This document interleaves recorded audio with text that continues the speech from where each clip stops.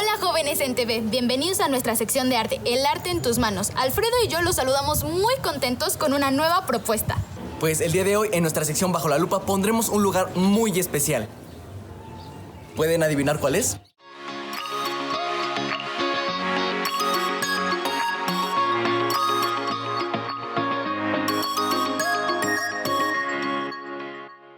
Exacto, es Xochimilco, que en náhuatl se traduce como campo de flores.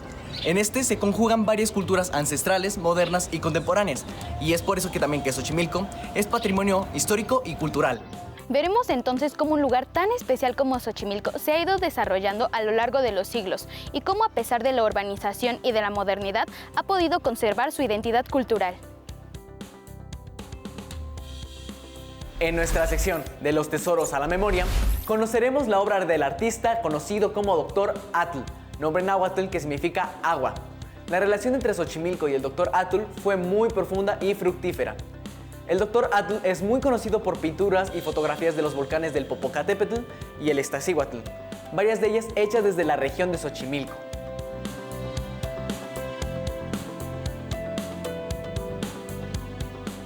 Empecemos entonces por conocer Xochimilco.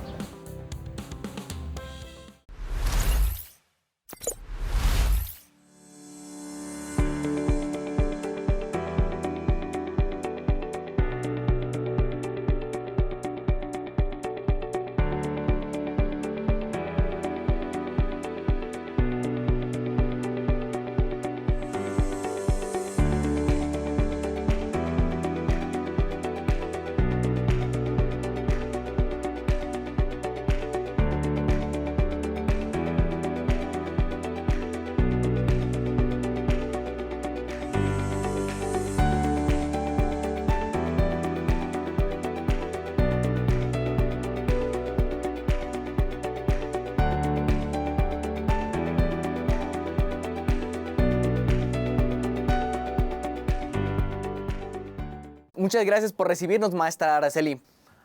Para quien no saben, la maestra es historiadora, es arqueóloga y cronista especializada en la historia de Xochimilco y del Valle de México. Y pues ahorita nos va a contar muy bien sobre la cultura, sobre unos datos interesantes de Xochimilco. Y pues maestra, nos encontramos aquí en una trajinera. ¿Nos podría hablar un poco sobre esto? Nos encontramos en una típica trajinera, que es la que hace estos tradicionales paseos, Alfredo, por la zona de Xochimilco.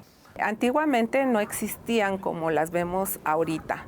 En realidad, estas embarcaciones no tenían estos toldos, eran simplemente hechos con madera y se utilizaron para la transportación de toda la producción de verduras que había en toda esta zona de Chinampas. Por otro lado, otra función que tuvo las embarcaciones fue el de poder también llevar ofrendas a las zonas sagradas de la zona lacustre. Sí, hay lagunas en donde hay una isleta pequeñita y alrededor agua, y ahí convergen varios canales. Entonces, en épocas prehispánicas llegaban estas embarcaciones con gente y con ofrendas para estas deidades, ¿sí? También es muy importante señalar que las embarcaciones no solo eran para transportar estas verduras, había algunas que los mexicas utilizaron con fines de guerra. Cuando llegan los españoles y conquistan la Ciudad de México, Tenochtitlan, llegan aquí a Xochimilco también estos españoles, y pensemos en que salen muchos guerreros en canoas a atacar a los mexicas, a los españoles. Mexicas, xochimilcas atacan a los españoles y estaban en canoas, pero eran canoas que estaban destinadas para la guerra. De manera que las funciones de las canoas han sido diversas, y ya hacia principios del siglo XX fue cuando comienza a tener ya un fin turístico como existe hasta el día de hoy.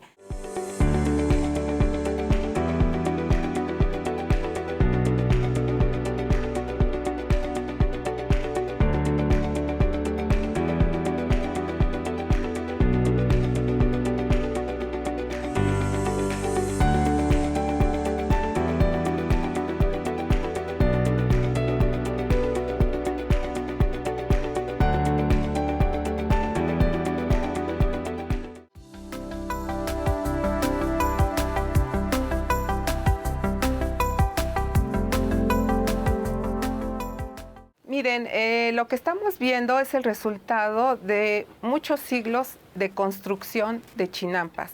Las más antiguas, de acuerdo con los estudios arqueológicos de Guillermo Acosta y Emily McClure, así como de Raúl Ávila, se sabe que estas chinampas fósiles o arqueológicas tienen una antigüedad de 4,000 años.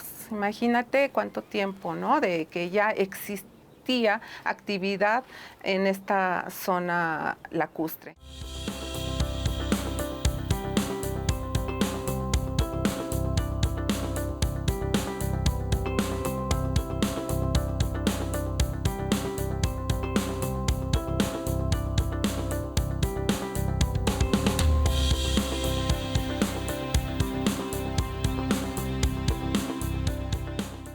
Con el tiempo, pues se van construyendo más chinampas hasta el año de 1910, que coincide con la Revolución Mexicana, que fue la última etapa de construcción. ¿Por qué? Porque con esta situación de inestabilidad social, pues la población de Xochimilco y de todos los pueblos del sur, Milpalta, Tláhuac, tuvieron que huir hacia otros lugares, porque si no, o violaban a las mujeres, los revolucionarios, o si no, mataban a la gente o se llevaban a los hombres a la leva. Esto generó que se dejara de construir estas chinampas, que pues por lo que estamos observando tienen diferentes formas de orientación. Las más antiguas, que ya no es tan fácil verlas porque están enterradas prácticamente, tenían una orientación y dimensiones muy distintas a lo que vemos hoy en día. Estas chinampas fueron construidas, si se fijan, de una manera que tienen remates visuales. ¿Qué es eso? Si observamos hacia el sur, tenemos la sierra del Chichinautzin, ¿sí? Ahí tenemos la montaña del Cuauhtzin, que es una montaña que funciona como un remate visual de este canal de Cuemanco. Y hay todos los canales, casi en su mayoría, tienen este tipo de remates. Hay otros canales que tienen orientación hacia el lado oriente, y podemos observar los volcanes, como es el caso del canal Apatlaco, que se puede ver perfectamente como remate visual al volcán Ixtaccíhuatl.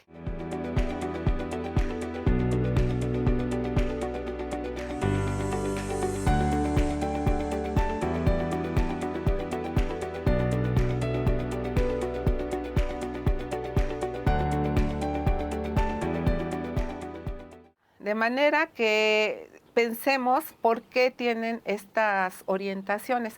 Pues porque en épocas antiguas las montañas fueron los lugares donde vivieron los dioses. Dioses como Tlaloc, dios de la lluvia, su compañera, ¿no? Que también está, ahorita no recuerdo el nombre, pero que también está vinculada al agua, a los manantiales. ¿Y en dónde estamos? En un lugar lleno de agua. Por eso existen muchos personajes o deidades vinculadas al agua en Xochimilco, que si pensamos en ellos, fueron los referentes para las leyendas que existen en Xochimilco.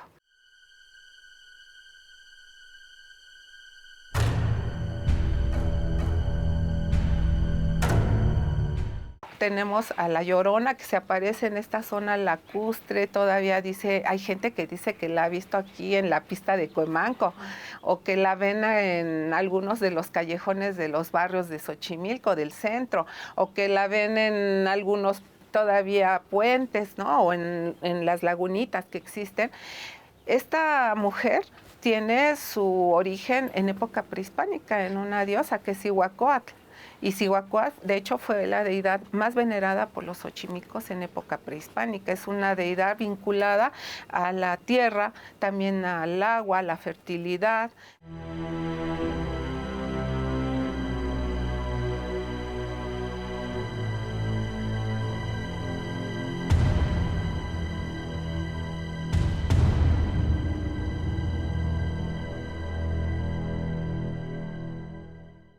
Ahí vivieron en esos manantiales, te digo, personajes relacionados con el agua, como el charro negro, que era un hombre muy coqueto, que portaba su traje de charro, y bueno, como era tan encantador, pues las chicas o las mujeres de Xochimilco quedaban embelesadas y se iban con él, y se las llevaba al manantial de la Noria.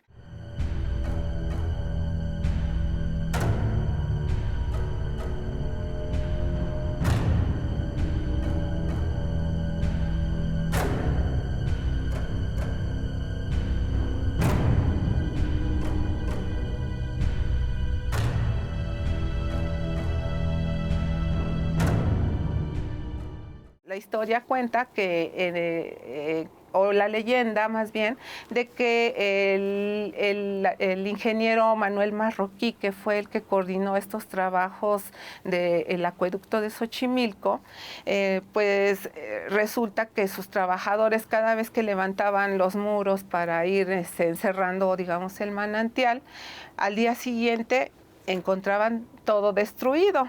Llegó un momento en que dijeron, bueno, ¿qué pasó? ¿Por qué está todo destruido? Hasta que alguien le dijo al ingeniero que era la sirena la que destruía por las noches lo que construían, porque ella no quería que se llevaran el agua.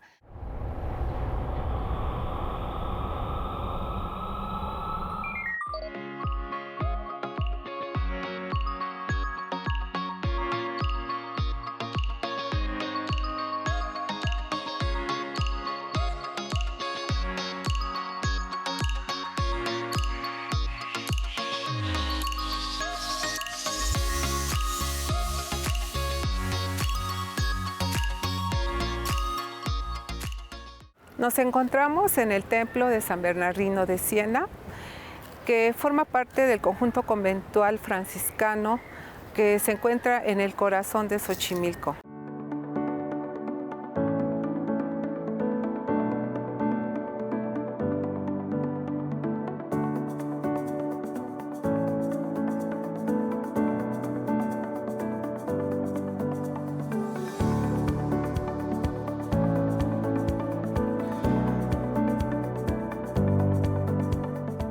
Este lugar es emblemático para los xochimilcas porque es el corazón de la vida religiosa que se realiza en esta parte del centro de Xochimilco. Entre sus características arquitectónicas que destacan de este templo tenemos su portada principal que ve hacia el poniente, así como la puerta porciúncula que tenemos atrás de mí y que se encuentra en su lado norte, en donde destaca el tratamiento de los artistas indígenas que trabajan elementos ya occidentales que se conoce como arte tequitqui. Quiero señalar que este templo es muy importante porque en época prehispánica estuvo ahí ubicado el teocalli de la diosa Cihuacóatl, que fue la diosa más venerada por los xochimilcas. Y con esa piedra que destruyeron los españoles fue construido el templo que vemos hoy en día.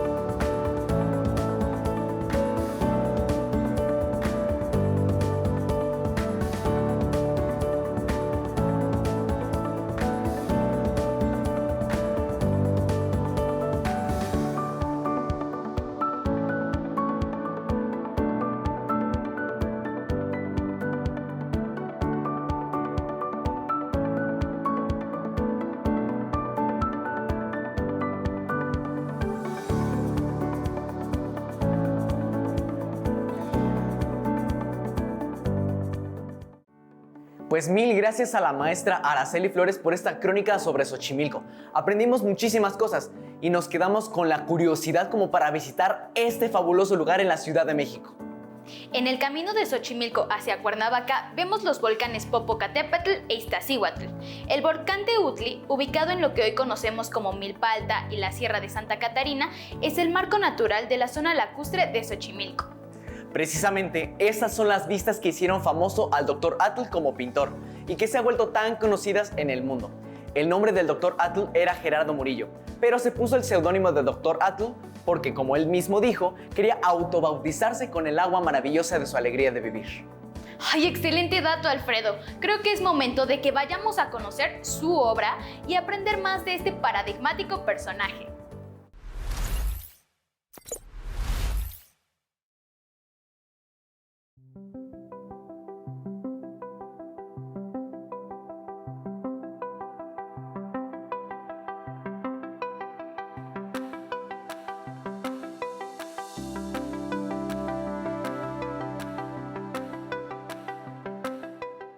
Gerardo Murillo Coronado, mejor conocido como el Dr. Atl, nació en Guadalajara, Jalisco, el 3 de octubre de 1875 y murió en la Ciudad de México el 15 de agosto de 1964, a sus 88 años.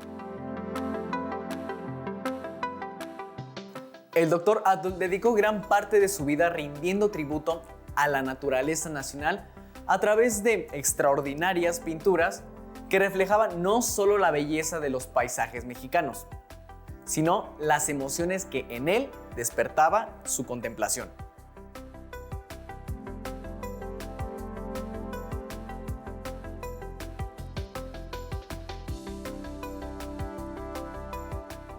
Fue explorador, geólogo, crítico de arte y caricaturista, periodista y ensayista.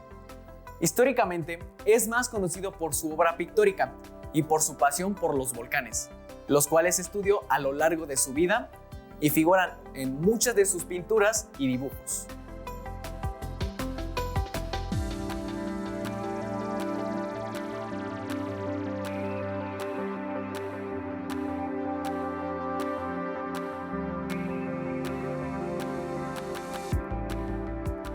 Sus obras más famosas son las que muestran volcanes, particularmente el Popocatépetl, Iztaccíhuatl y el Paricutín.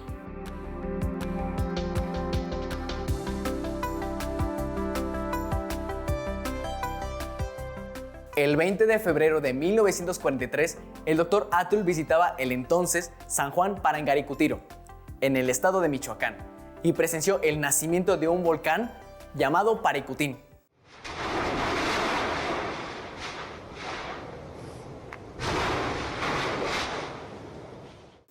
Este fue un evento de mucha importancia, pues presenciar el nacimiento de un volcán no es algo que se ve todos los días, ni siquiera en siglos. El Dr. Atl se impresionó tanto con este acontecimiento que incluso escribió un libro titulado ¿Cómo nace y crece un volcán?, el Paricutín, en 1943. Durante varios días, el Dr. Atl se dedicó a observar este fenómeno geológico y a representarlo con dibujos y pinturas, contribuyendo al registro del fenómeno geológico como a su aportación artística. El Dr. Atl es reconocido en la historia del arte en México, además de su obra, por haber sido mentor del muralista José Clemente Orozco y por haber encabezado la Escuela de San Carlos. También fue una figura importante en otros campos. Fue uno de los impulsores del arte popular de principios del siglo XX.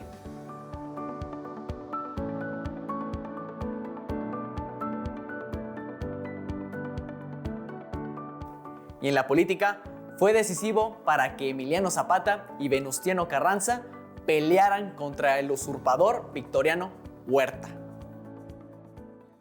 ¡Qué padre!, ¿verdad? No sabía que el Dr. Atl había sido una figura tan importante en la historia de México. Y qué pinturas tan impresionantes. Debemos ir a los museos a visitar su obra, ¿no? Sí, y no solamente en el arte, también en la política, el periodismo y tantas otras cosas. El Dr. Atl fue maestro de Diego Rivera. ¿Y saben cómo lo describió Diego Rivera?